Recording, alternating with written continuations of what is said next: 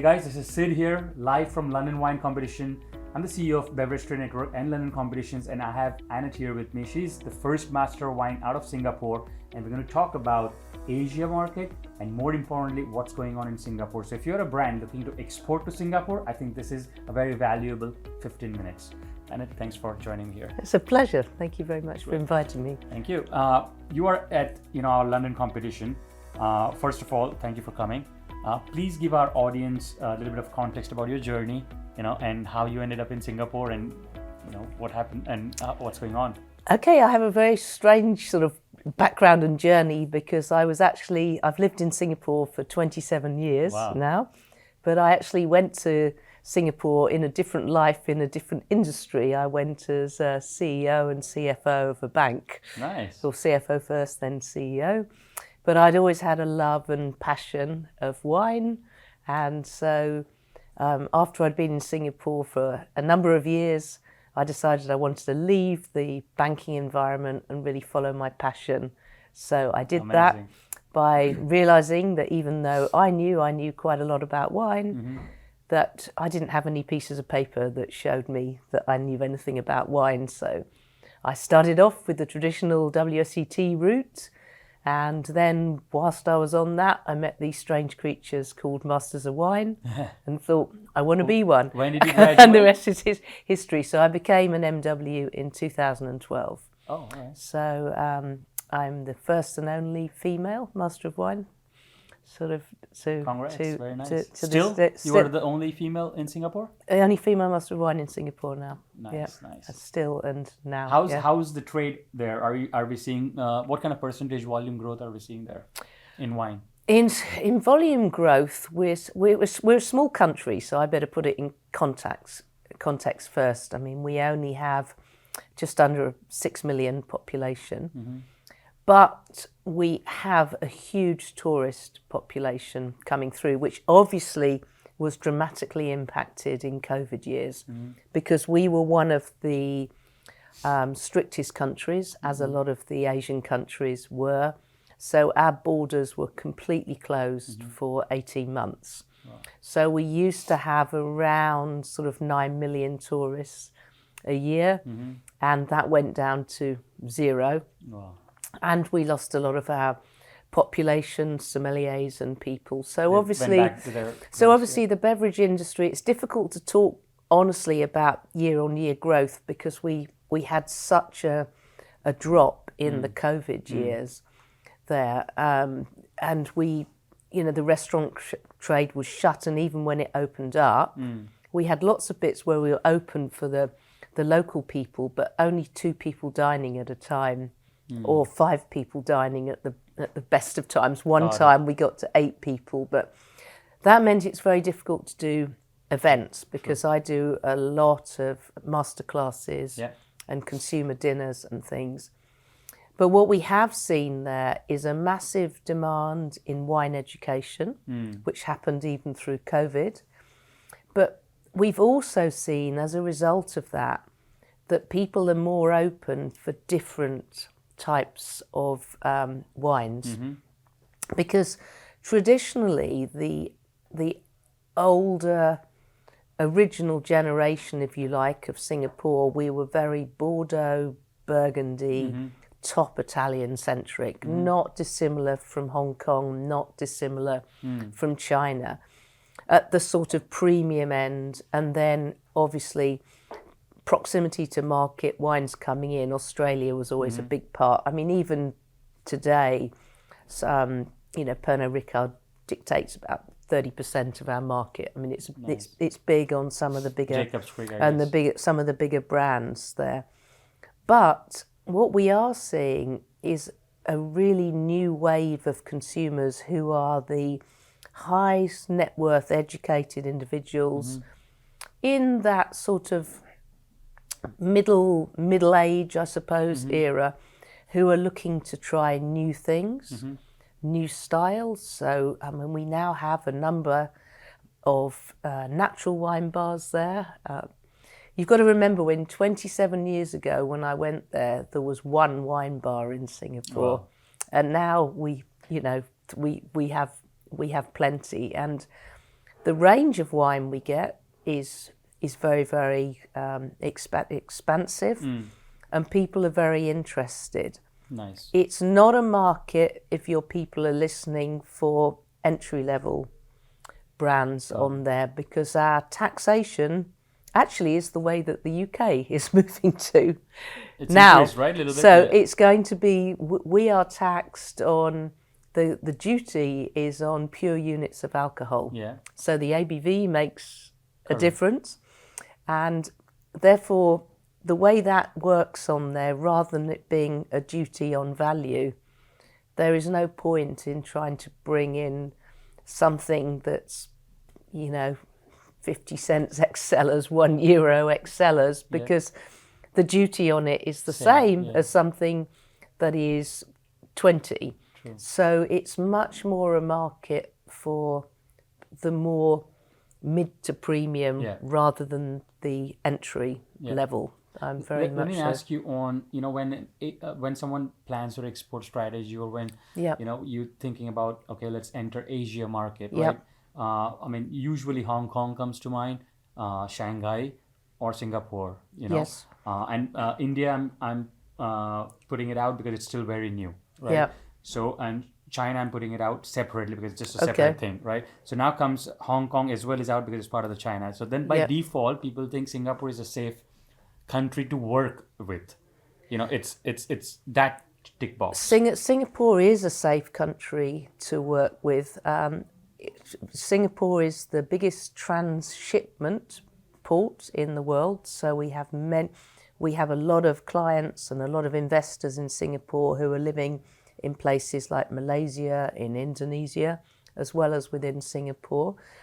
We've got one of the biggest storage vaults, if not the biggest storage vaults for wine. So it should have Asia. A lot of warehousing, right, because of all this. But my question was also about the taxing and import and moving around these countries, right? So what is the trade between, let's say, Malaysia and Singapore, or Thailand and Singapore? Are there any free trade agreements?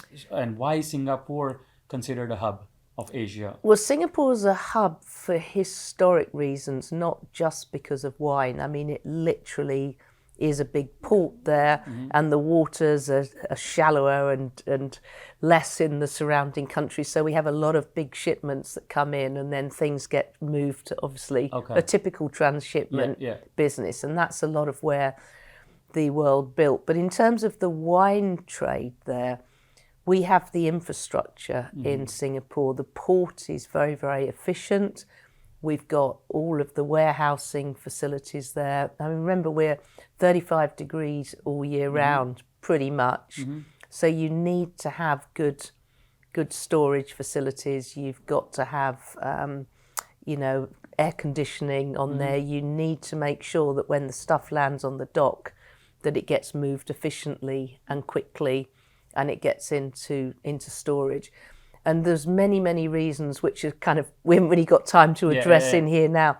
But Singapore ticks those boxes from an Asian perspective. Also, it's not a country with a lot of fraud, which some of the neighbouring countries are. So to use the word safe haven is actually a really true comment to actually make in Singapore. The other thing, though, in Singapore, as a word of warning for people wanting to go into the Singapore market, is we have many, many, many importers of wine in Singapore.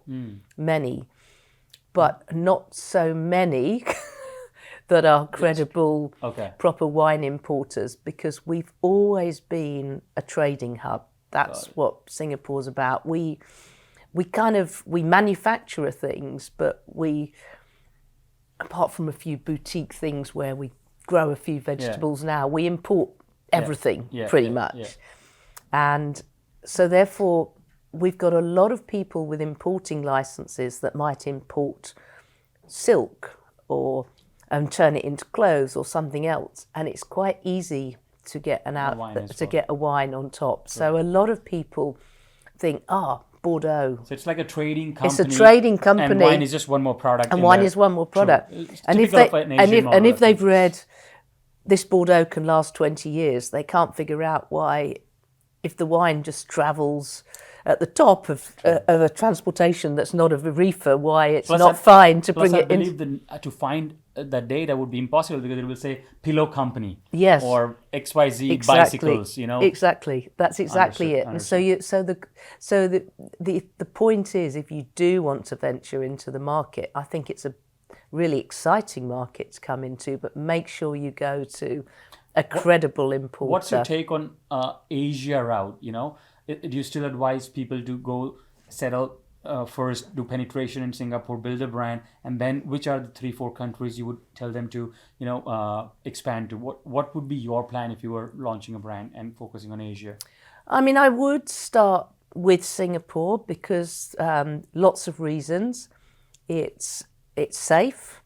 The infrastructure is very supportive of it.